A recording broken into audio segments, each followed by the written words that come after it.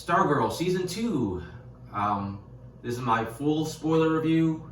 I do have a review on my blog, soundbettermyhead.com. There's also some spoilers on that, but there's probably going to be a lot more here, so either way, you risk being spoiled.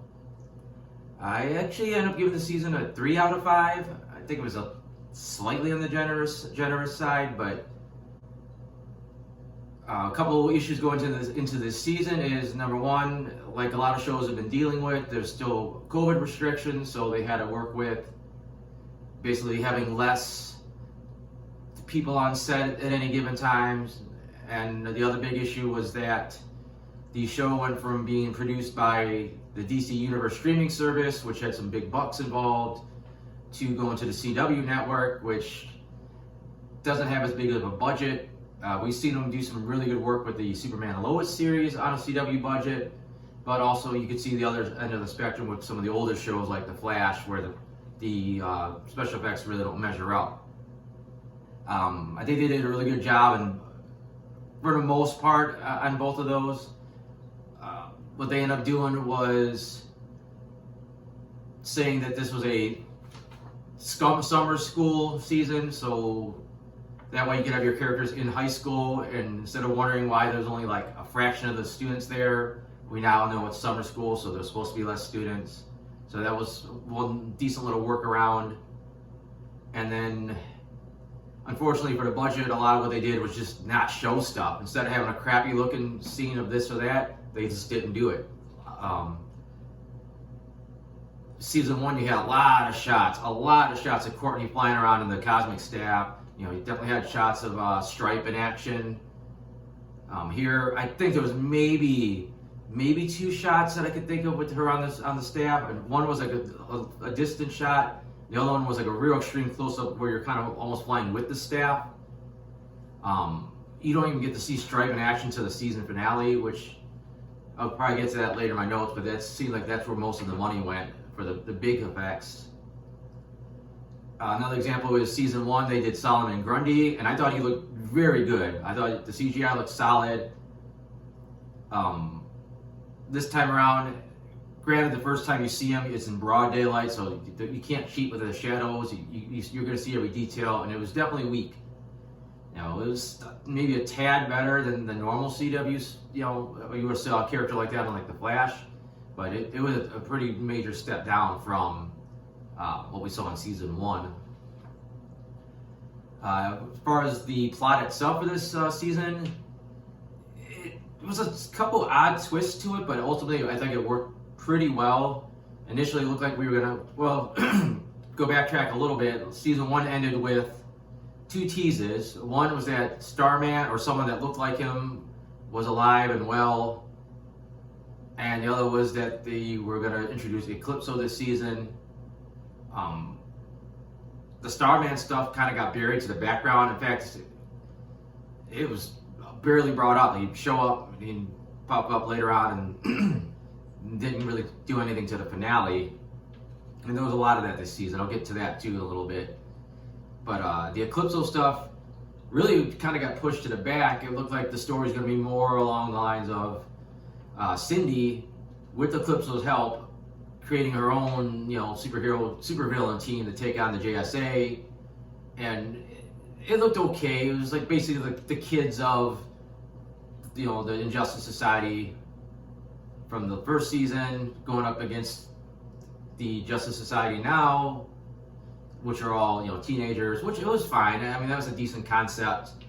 You know, the build-up was a little meh, and then they do finally twist it to Eclipso taking the center stage, and actually that's when the show gets really good. You know, there's a lot of mind games involved with him. It's a lot of kind of a cross between like a Freddy Krueger and like a Pennywise, a clown, or It. You know, mind games, making you see stuff that's not there, kind of tormenting you. And I think for the most part that worked.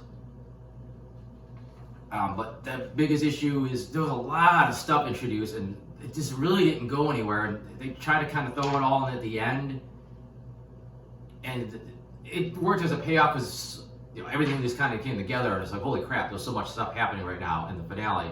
But it didn't really pay off the way it was set up throughout the season. Like I said, Starman was a big example.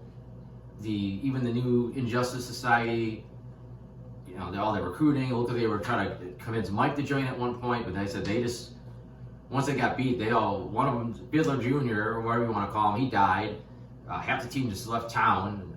It just, nothing came out of it. They were kind of flirting with Jordan becoming the new Icicle, and that really went nowhere. Like his relationship with Courtney went nowhere. They kind of flirted a little bit, took a step back, hinted that he had these ice powers, and then kind of nothing still. Even the Solomon Grundy stuff, took a little too long for that to really kick in, and then you really don't, he was there for a pretty major plot point, and then he vanishes until basically to the finale. They also introduced Thunderbolt, which looked like it was going to be a big deal. You had Mike with a genie, basically gives him the chance to kind of compete with being, in the superhero world, and then that got shoveled off to Jakeem, which is fine, a little more comics accurate, but then he doesn't show up again until pretty much the last couple episodes. So and then we also introduced Jade, who they said she shows up. It looks like, okay, maybe we're going to get some new members to the GSA, some more legacy members, and then she basically disappears for like a good chunk of the season, comes back for a little bit, and then doesn't do a whole hell of a lot. It said this was some decent stuff, and it wasn't bad, but it just never really paid off as well as I would have liked.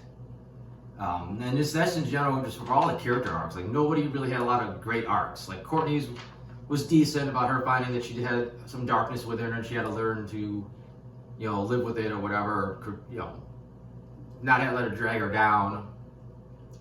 But Pat didn't get to do much, and we see how he was indirectly involved in the JSA killing a man to stop Eclipse for the first time, and it really only comes back to haunt him as the fact that it pisses Courtney off because he didn't tell her. But once she gets over it, that just kind of gets brushed to the side.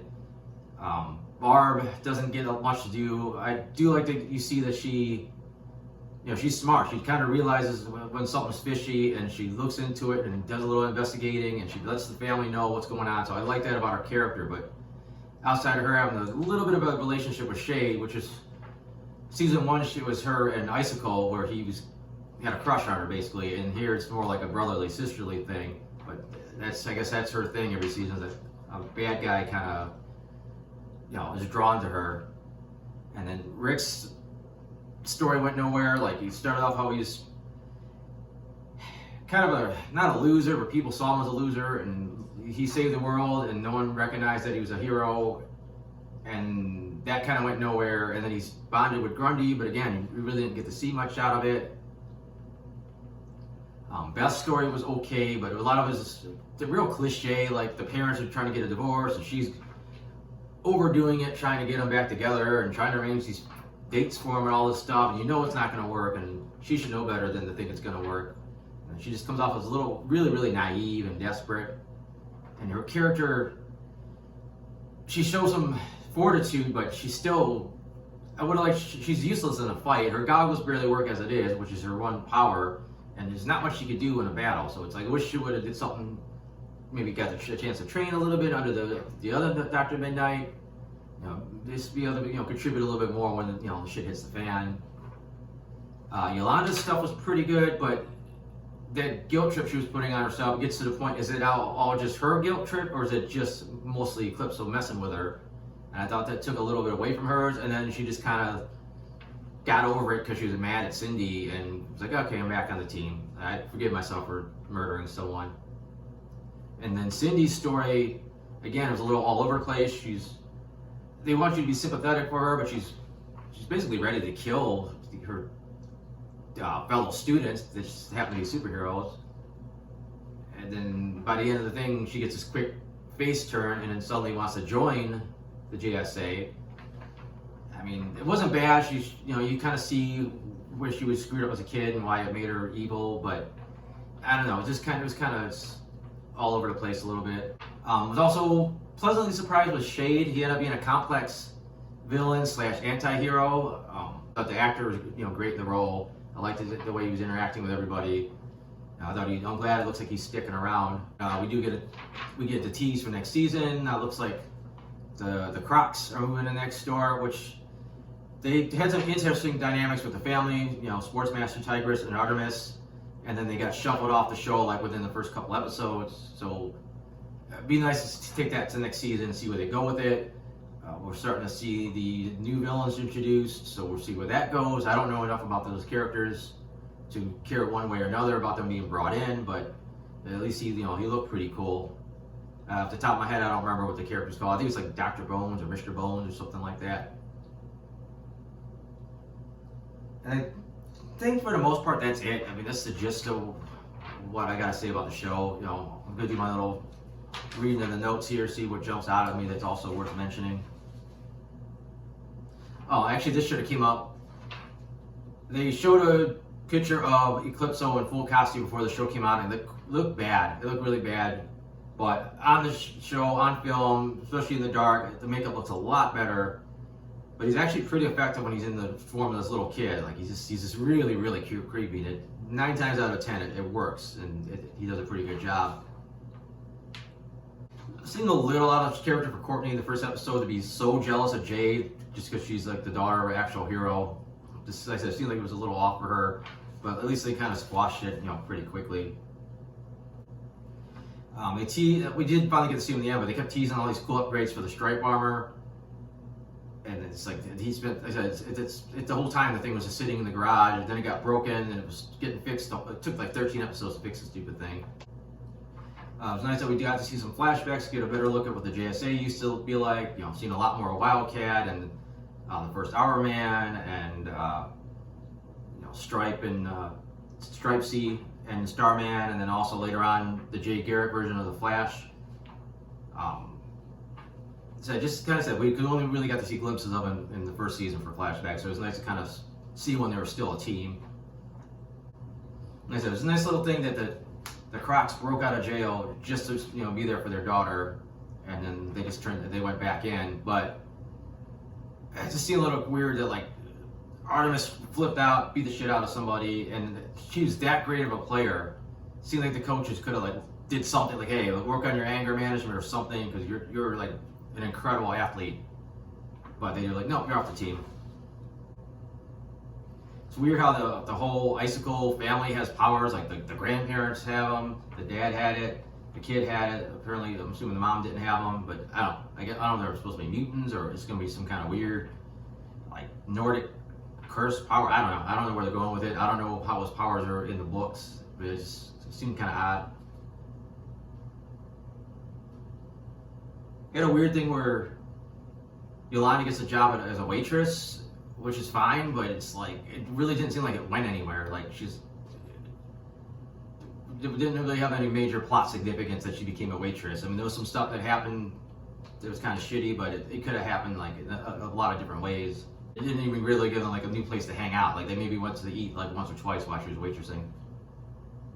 And so I really was kind of looking forward to them, because Mike never has anything to do. I thought Cindy was going to set up for him to join their team. Like she'd maybe make it seem like they're not that evil and how he's underappreciated. So I thought that would have been a decent twist with his character. And then instead, they wanted to use him as bait, because in the rest of the season, he doesn't get a ton to do. Every time it looks like he's going to get something to do, nothing. And so like he steals he had the Thunderbolt and he lost it. He at least stole the Stripe armor at the end. It had a big fight scene in episode 6, which was pretty solid. Again, there was a little too much wire work. It makes the moves look wonky and then unrealistic, but there was some really nice choreography there. Like I said, we finally get the twist that we get Eclipso as the main villain. I thought that worked really well, and everybody getting their asses handed to them by him. It's like, see, these two teams are like going to town on each other, and then this guy just wipes everybody out like no problem. Also really liked the episode where they go to the school and they're seeing all kinds of crazy visions, and the teacher gets turned into like, I don't know, like some kind of paint monster. I don't know what you want to call him, but I just thought there was some really nice visuals there, and it's not really creepy. Also like the twist that Rick thought he was beating the shit out of Grundy, and it turns out he was beating the shit out of his uncle. To say there's some decent mind games that Eclipso was playing on these guys. I thought the stuff with The Yolanda went a little too over the top, and it was a little unbelievable because it was so out there. Like, there's no way this stuff's happening. But the stuff that was happening for the most part with Rick, it's like, okay, these hunters are out there after Grundy, or Grundy accidentally killed somebody.